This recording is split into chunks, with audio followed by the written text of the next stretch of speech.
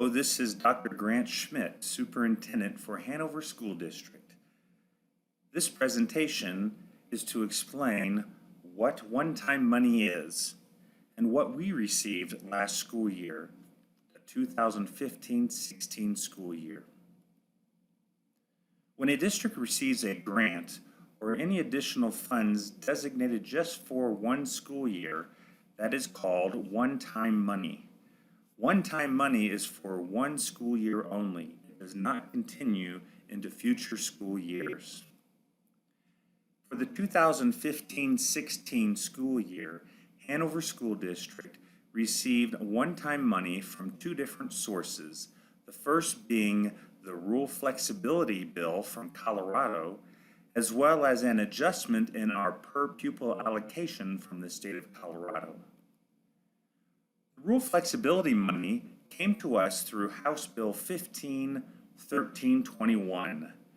During the 2015 legislative session, a bill was presented and then voted and approved by both the Senate and the House that provided a total of $10 million to be divided by all the districts with 1,000 or fewer students. This was done on a per pupil basis. Hanover School District received $63,000 of the $10 million for rural school districts in Colorado. The other source of funding was through the per pupil allocation.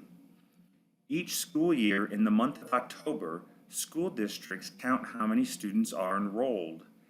Based on the grades that the students are enrolled, it is determined how much they count as an actual student. For example, a student in first grade is considered as one whole student. However, the state of Colorado does not fund full-day kindergarten, nor does it fund preschool. What they do, though, is allow districts to count how many students they have in preschool and kindergarten. Each preschool student is equal to 1/2 of a whole student, and each kindergarten student is equal to 0.54, a little bit more than a half of a whole student. Once we'd completed all of the counting, we ended up receiving $47,758 more than what we had budgeted. These two funding sources we put together and called them one-time revenue. The total amount of one-time revenue for the 2015-16 school year came to $110,000, or $110,958 to be exact.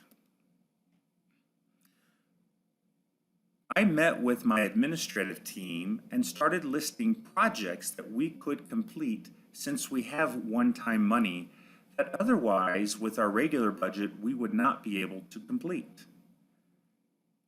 The first of these projects was to look at our old school building and consider utilizing 1/3 of the space because it houses a gym which we need for basketball and volleyball practices, as well as to utilize less square footage for our maintenance and transportation building. That building is the Brown Modular Complex at the front of the junior-senior high school building. The next thing we looked at was the project for security at our school buildings. Each school had an upgrade in their entry system. Both buildings now will have a video entry where a visitor will buzz in and a camera will turn on so that those of us inside the building can see who we're talking to and who is at the door to allow them to come in, or to keep them out if it is a complete stranger. We also installed keyless entry system. This does not require the use of keys to get in and out of our school buildings.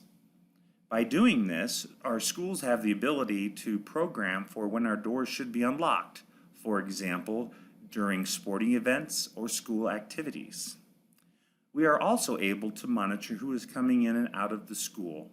And lastly, it is easier for staff to get in and out of the school. Fencing around the Prairie Heights playground was a concern because the playground was not completely enclosed. We have been able to do this so that there is no way for somebody to come into the playground without having to come through the school building. We also increased the height of the fence to 5 feet to deter any adult-sized strangers from getting onto the playground. Another project was a technology update and upgrade. A variety of our software programs that we use have been updated. We also have been able to provide technology for staff use. As well, we were able to purchase different tools in order for staff to use with students to enhance their learning. Such things included iPads, Apple TV, document cameras, and LCD projectors. Another large project was our Wi-Fi connection project. Prairie Heights Elementary School was not running on high-speed internet. It did not allow for our students or staff to use certain websites or actual games and activities on the internet because our speed was too slow. The junior-senior high school has very fast high-speed broadband internet. Thank you to Tree Cross Ranch, they allowed us to mount 2 Wi-Fi dishes on a windmill. This allows us to take this high-speed connection from the junior-senior high school and shoot it over to Prairie Heights Elementary School, boosting the speed to a significantly higher level. The new setup does allow us to increase the speed as needed up to 4 times faster than what we currently have. Another project is looking at our energy savings opportunities. We continuously look for ways that we can reduce our cost for utilities as a way to help our budget and also to reduce our need for energy. An example of something we have been looking at is being able to remotely control our utilities by an internet connection that does not have to be on site. In order to do this, we have purchased Wi-Fi thermostats that then connect to the program that we can then remotely communicate with to be able to adjust the temperatures in the rooms as an example. We have also been looking at LED lighting because it is energy efficient and provides better lighting. We are looking to do this in our parking lots. We are also looking to add them slowly over time within the school buildings. Fluorescent light bulbs, they do come in different temperatures, so finding the right temperature can actually reduce the electrical cost, yet give off a better light. So instead of giving off a yellow toned light, it is giving off more of a very light blue to white light, which is brighter and better for students. Another project is looking at the addition of professional development days. The 2 days that we looked at adding were for our staff in order for them to be able to write additional curriculum. Communication is a big project we continuously work on. One of the communication additions is being able to do something like this video in order to explain a variety of things to the community. This year, the community has received 2 and soon a 3rd postcard mailer to inform them of things happening in the district. We initially started posting our audio recordings of all board meetings on our website, but now we have moved to actually live streaming board meetings, which actually end up saving on a YouTube channel for later viewing. Our district image is something we continuously look at as well. A variety of components to this project include keeping our grounds of the facilities clean and clear of weeds and overgrowth. We repainted the dugouts at the baseball field. We painted the main hallway of the junior-senior high school after there were a variety of water leaks that created water stain damage on the walls, as well as touch-up paint that had been used in previous years that did not match the actual wall color. There were additional things such as scratches and damages on the wall from posters being put up and down. By painting it, not only does it look clean, but it is also increasing the reflection of the light in the main hallway, which gives the feel of greater lighting. We are also looking at and have improved the quality of the floor wax we use on our linoleum floors.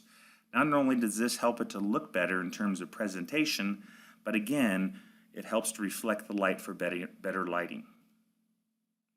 Our school colors are gold or yellow, and blue. So what we have done is we have purchased a blue table skirt to go at the front of the board meeting tables. Each board member and staff has a nameplate now. We have additional microphones to help community hear what the board is saying. And we have live streaming online for our board meetings. We are looking at district signs to go up at the major entry points into our school district boundaries. And we have begun to start attending job fairs to get the word out who we are, where we are located, and that we are a desirable place for employment. In summary, our one-time money of $110,000 has gone towards deferred maintenance items, some needed projects that we would not otherwise have budget money for, as well as the advancement of the district. As always, if you have any questions, I urge you to please contact me at 719-683-2247. Have a wonderful day.